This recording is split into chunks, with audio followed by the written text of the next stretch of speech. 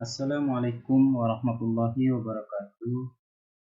Kali ini saya akan menjelaskan tentang sedikit pengetahuan saya mengenai firewall, keamanan jaringan pada. Oke, namun sebelum lanjut, jangan lupa subscribe dan like channel saya.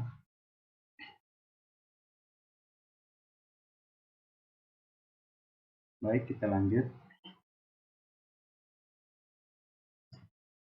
Keamanan jaringan pada firewall. Firewall itu yaitu suatu tembok api adalah sebuah sistem atau perangkat yang mengizinkan lalu lintas jaringan yang dianggap aman untuk melaluinya dan mencegah lalu lintas jaringan yang tidak aman. Umumnya, sebuah tembok api diterapkan dalam sebuah mesin terdedikasi yang berjalan pada pintu gerbang atau gateway antara jaringan lokal dan jaringan lainnya. Baik, lanjut. Firewall. Pengertian daripada firewall itu. Firewall adalah sebuah pembatas antara suatu jaringan lokal dengan jaringan lainnya yang sifatnya publik, sehingga setiap data yang masuk dapat diidentifikasi untuk dilakukan penyaringan sehingga aliran data dapat dikendalikan untuk mencegah bahaya atau ancaman yang datang dari jaringan publik seperti ilustrasi berikut. Di mana sebuah jaringan publik yang berusaha menerobos jaringan privat. Jika dari jaringan publik itu terdeteksi ada sebuah bahaya atau ada sebuah ancaman atau sebuah virus yang dibawanya, maka secara otomatis firewall ini akan menghalangi, di mana dia tidak akan bisa masuk ke dalam jaringan privat. Dan jika jaringan publik ini bersifat tidak ada di dalamnya yang namanya dia membawa virus atau berbahaya atau semacam ancaman, maka jaringan firewall ini akan langsung mengizinkannya. Jika terdapat jaringan publik itu tidak terdeteksi sebuah virus, maka firewall ini akan langsung mengizinkan untuk masuk ke jaringan privat. Begitu kira-kira pengetahuan saya. Baik, lanjut.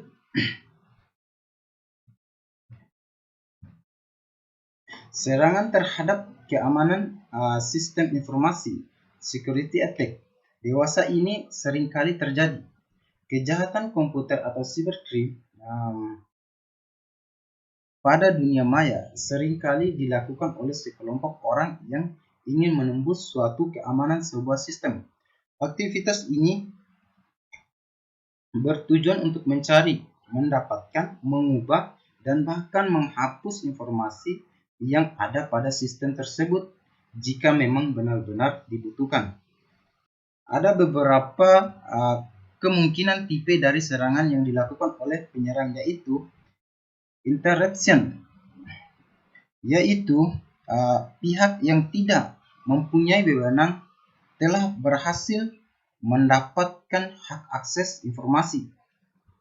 Dan yang kedua adalah interruption, yaitu penyerangan telah dapat menguasai sistem, tetapi tidak keseluruhan admin asli masih bisa login.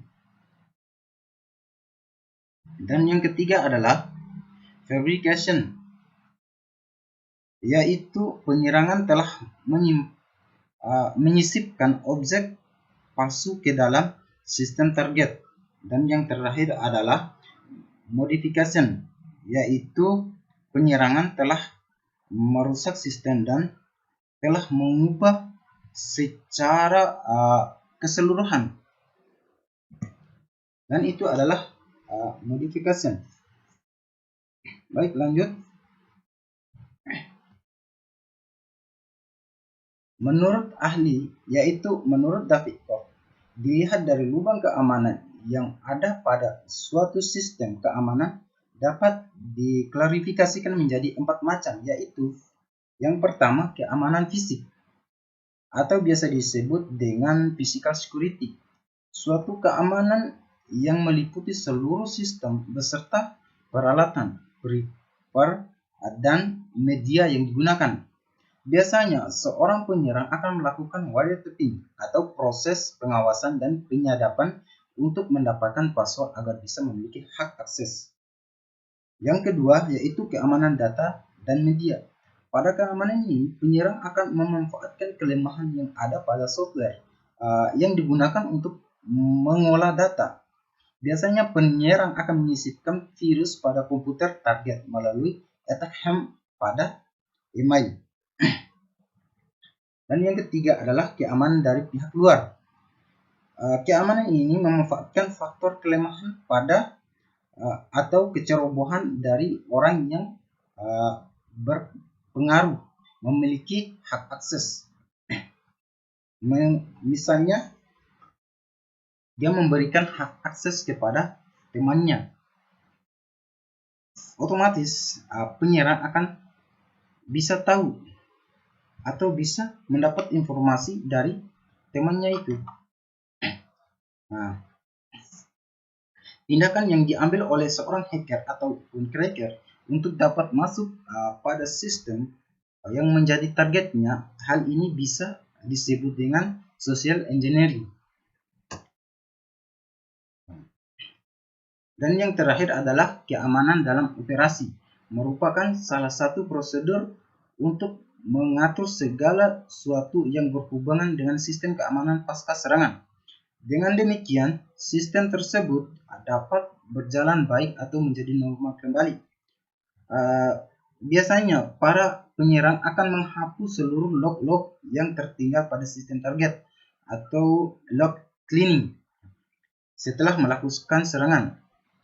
Log cleaning ini, jika dia sudah mengakses ke dalam suatu keamanan seseorang, maka setiap langkah-langkah yang dia lakukan pada komputer orang ataupun pada PC-nya orang, dia akan menghapusnya atau biasa disebut log cleaning. Dia akan menghapus semua log-log yang tertinggal pada target. Baik, lanjut.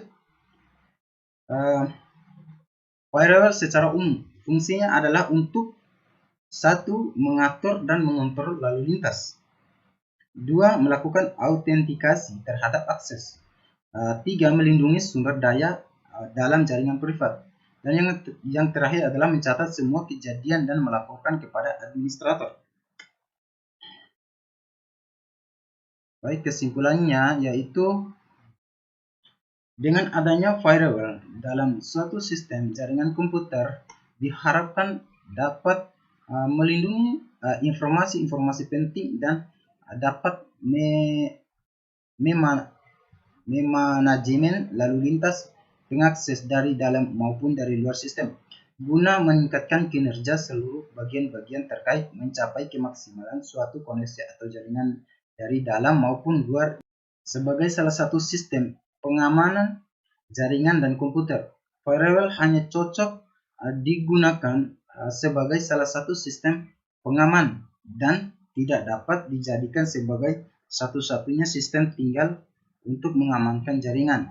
Karena karakteristik firewall yang hanya berfungsi sebagai pendeteksi dan pemberi peringatan terhadap gangguan yang datang dari luar dan dalam sistem jaringan itu sendiri, sehingga harus berkomunikasi dengan beberapa metode pengamanan lain untuk melengkapi kekurangan yang dimiliki.